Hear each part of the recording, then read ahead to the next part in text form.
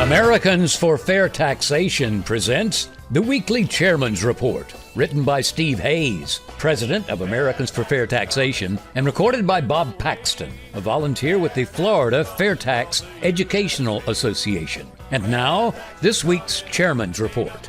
Hello, I'm Bob Paxton with the AFFT Chairman's Report for Thursday, July 4th, 2024. The FAIRtax and Freedom on this Independence Day. In 1776, the Declaration of Independence was signed by 56 delegates to the Second Continental Congress representing the 13 colonies. 24 signers were lawyers and jurists, 11 were merchants, 9 were farmers and large plantation owners, men of means, all well educated. They pledged, for the support of this declaration, with firm reliance on the protection of the divine providence, we mutually pledge to each other our lives, our fortunes, and our sacred honor. The men who signed the declaration knew that they were likely going to be sought for treason by the British and stood to lose their possessions and maybe their lives. Benjamin Franklin signed and said, "We must all hang together, or most assuredly we shall all hang separately." Franklin's statement proved prophetic. 5 signers were captured by the British as traitors and tortured before they died. 12 had their homes ransacked and burned. 2 lost their sons in the Revolutionary Army. Another had 2 sons captured. 9 of the 56 fought and died from wounds or hardships of the Revolutionary War. Carter Braxton of Virginia, a wealthy planter and trader, saw his ships swept from the seas by the British Navy. He sold his home and properties to pay his debts, and he died in rags. Thomas McKean was so hounded by the British that he was forced to move his family almost constantly. He served in the Congress without pay while his family was in hiding. His possessions were taken from him, and he died in poverty. The properties of Ellery, Clymer, Hall, Walton, Gwinnett, Hayward, Rutledge, and Middleton were all looted. At the Battle of Yorktown, Thomas Nelson Jr. noted that the British General Cornwallis had taken over the Nelson home for his headquarters. The owner quietly urged General George Washington to open fire. The home was destroyed, and Nelson died bankrupt. Francis Lewis had his home and properties destroyed, and his wife died in jail. John Hart was driven from his wife's bedside as she was dying. Their 13 children fled for their lives. His fields and his grist mill were laid to waste, and for more than a year he lived in forests and caves, returning home to find his wife dead and his children vanished. A few weeks later, he died from exhaustion and a broken heart. Norris and Livingston suffered similar fates. Americans' liberty, freedom, and rights. APM Research Lab analyzed the McCourtney Institute for Democracy at Penn State's May 11 through 19, 2022 Mood of the Nation poll. They found the following. 56% of Americans believe that they have fewer liberties, freedoms, and rights now than they did 10 years ago.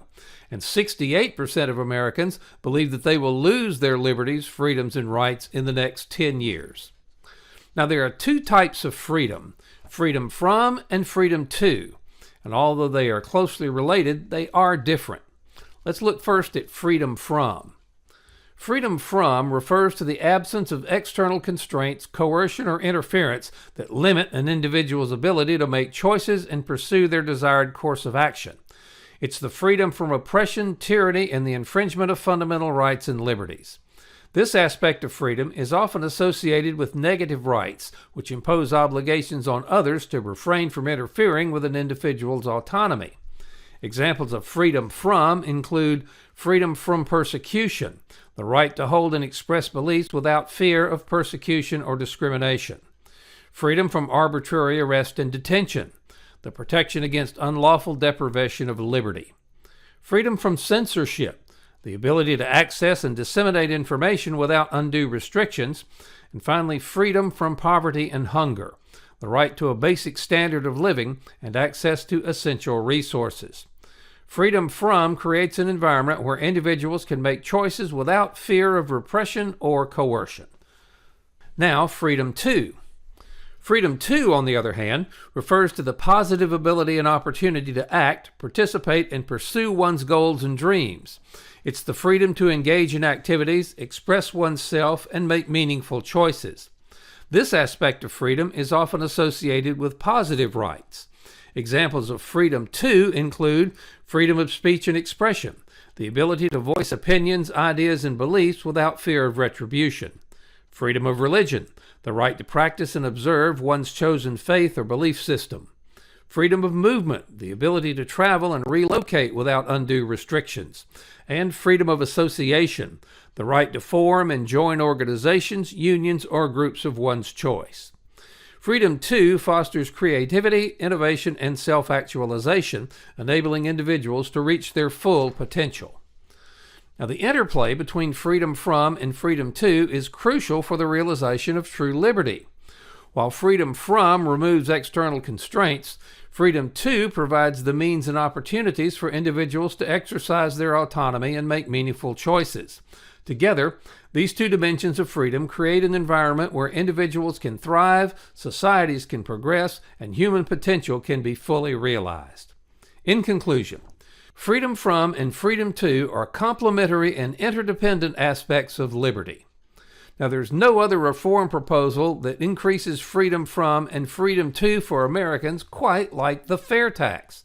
The fair tax offers freedom from filing income tax returns, freedom from the IRS, and freedom from D.C. telling us how much of our earnings we get to keep. Also, there's the freedom to decide how much federal tax you pay based on how much you spend, freedom to earn and save without being penalized, and the freedom to keep your financial information secret from the government where it can't be leaked. The solution? Pass the fair tax. Now, why would D.C. pass the fair tax and give up an almost unlimited source of donations? Well, they won't, at least not voluntarily. The only way they will is if the rest of us demand it. Isn't it time to end this ludicrous tax collection system and the IRS along with it? Now, there's going to be a vote on the fair tax in the House of Representatives. We now have the opportunity to force all members of the House to show where they stand. They can vote for the president income payroll tax system, or they can vote for the fair tax. They can support the corrupt income tax in the IRS, or they can vote to eliminate it. It can't be any simpler than that. They can hide the true cost of their government, or they can pass the fair tax and show everyone the true cost of government on every retail receipt. And finally, they can support the largest transfer of power from government to the people, the fair tax, or they can vote against it. Now, if members think the fair tax needs to be amended to address a problem, then they can propose the change.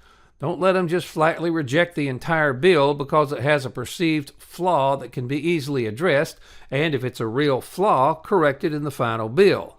And don't think for an instant there aren't any flaws in the income tax. Help us bring about real tax reform and stop future IRS abuses. By contributing or investing $10.40 a month, you help provide a financial base to Americans for fair taxation. If you can make larger contributions/investments, these will be used not for salaries, as we're all volunteers, but for the needed updates to our economic studies, which will be vital for all future years. Please go to FAIRtax.org to invest in AFFT and help us pass the fair tax. It's an investment in your and your family's future. This has been the Weekly Chairman's Report, written by Steve Hayes, President of Americans for Fair Taxation.